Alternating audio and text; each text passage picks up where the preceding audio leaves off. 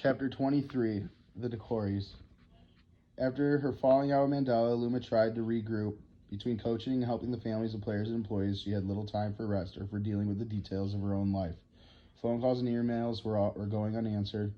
A brake light had burned out in her Volkswagen, and she had been too busy to replace it. And every time it seemed as though Luma might get a break, another team-related crisis would surface. On the soccer field, though, things were looking up. The move to Milan Park had invigorated the Fujis, and having a proper field allowed Luma to work on her team's weaknesses. This coming weekend, the under-13s would be put to the test. On Saturday, October 21st, they were set to face their toughest competition of the season, the Athens United Gold Valiants, a team that was undefeated. The game was in Athens, a good hour and a half from Clarkston. Luma believed the 13s had a chance. They were communicating better with one another. Luma herself had a better feel for the roster and how to rotate players through positions to create opportunities, and the team had discovered a secret weapon of sorts, the Decory brothers.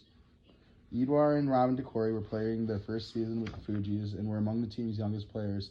Edouard was 12, Robin just 9. Robin was small with tiny cat feet and legs that seemed to extend to his armpits.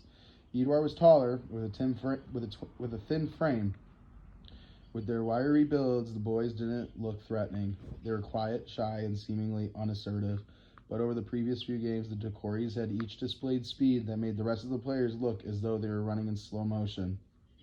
Luma knew they were quick, but her eyes were open to the boys' potential at that moment in the Blue Springs game when Robin had appeared out of nowhere to clear the ball. If she could find a way to use the boys' quickness against Athens, Luma felt the Fujis had a chance to knock off the best team in the league.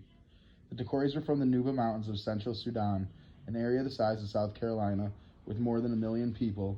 The land is divided between bare mountain slopes and fertile valleys and support both grazing and farming. The Nuba region existed between African culture in the south and Arab culture in the north, prompting Yosef Kua, the late rebel leader of the Nuba, to declare his people prisoners of geography. In the Nuba region, some 50 different ethnic groups, including Christians, Muslims, and practitioners of traditional African religions, lived in peace. But the Islamist regime that came to power in Sudan in 1989 coup wanted access to the vital soil of the Nuba valleys. During a dry season in 1991 and 1992, the government in Khartoum decided to drive the indigenous groups out. The government harassed civilians until they fled the fertile valleys. Land the government began distributing to its cronies. The campaign was brutal. Bombs were dropped on the clusters of round straw huts that made up villages in the Nuba. Convoys of government troops terrorized locals with random killings, and a campaign of rape intended to move the villagers to so-called peace camps. A 1998 report by the U.S. Committee for Refugees estimated that approximately 200,000 people, or slightly less than a fifth of the total population of the Nuba region, were killed in what it called the Nuba genocide. Robin and Edouard's parents, Daldoum and Smira Decory, were relatively well off before this campaign of violence began. They lived in a fertile valley, the kind the government in Khartoum craved. Daldoum had a high school education. He had land to farm and livestock. The Decories were members of the Moro tribe, a mostly Christian group numbering close to 100,000 and among the largest ethnic groups in the Nuba. Their eldest son, Shamson, a quiet young man with ink-black skin and bright eyes, said that the many ethnic groups in the area got along well when the family lived there, and he remembers how it was all explained to him as a child. We say that there are 99 different mountains in Nuba, and each has its own tribe, he said.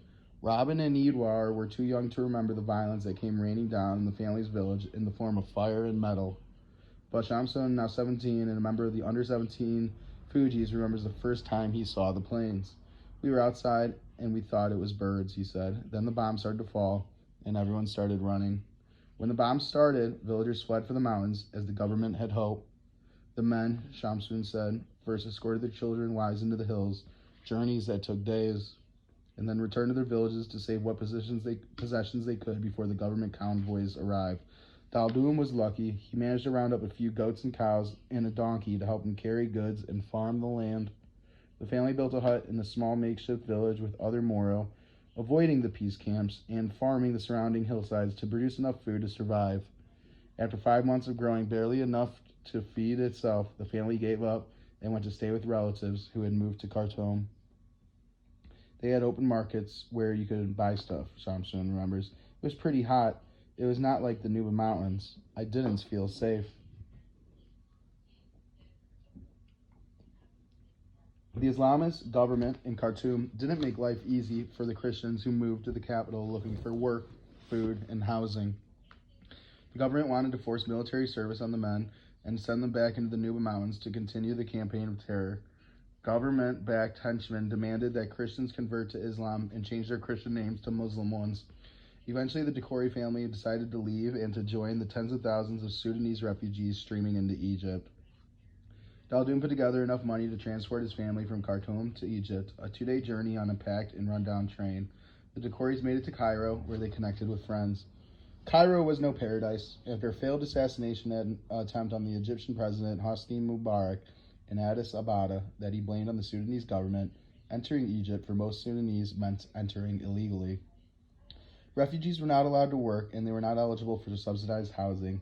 Sudanese in Egypt also faced racial discrimination. They were disparaged as chocolata or honga bonga by some hostile Egyptians who were growing weary of their uninvited guests. Daldoum had no intention of keeping his family, his wife, Smira, daughters, Sarah, Gimba, and Banga, and sons, Shamson, Edouard, and Robin. In such conditions for very long, he went to the crowded United Nations Refugee Office in Cairo and applied for resettlement. In 2000, the family received word that they had been accepted for relocation to the United States and a place called Georgia. The Decores arrived in May 2000. Edouard was just 6 and Robin 4, but Shamson was 11 and remembers well his reaction when he stepped off the plane. He was afraid, he said, of the escalators in the Atlanta airport, which looked like the teeth of some giant trash compactor. His father nudged him along, and young Shamsun held on for dear life as the moving stairway carried him toward the unknown. The family did their best to settle in. They were taken first to Jubilee Partners, where Tracy volunteered and helped refugee families adjust to their new lives. The Corys took English lessons and learned about American culture. The kids enrolled in school. Their English improved. Daldoum got a job at a construction supply company and saved enough for a car, a Mazda minivan that could accommodate his big family. And on November 27, 2002, Daldoum and Smira decided to take their children to visit a family of fellow Sudanese refugees who, like the Decores, had made it safely to the United States and been resettled in Tennessee. The trip was also a chance to explore the family's new sense of personal liberty. In their new home, they were free to travel as they liked, without fear of getting stopped by authorities hostile towards their ethnicity or religion. The Wednesday before the family's second Thanksgiving in America, they piled into the Mazda van, all 8 of them. Daldoum took the wheel proudly, and the family set off for Tennessee in the late afternoon.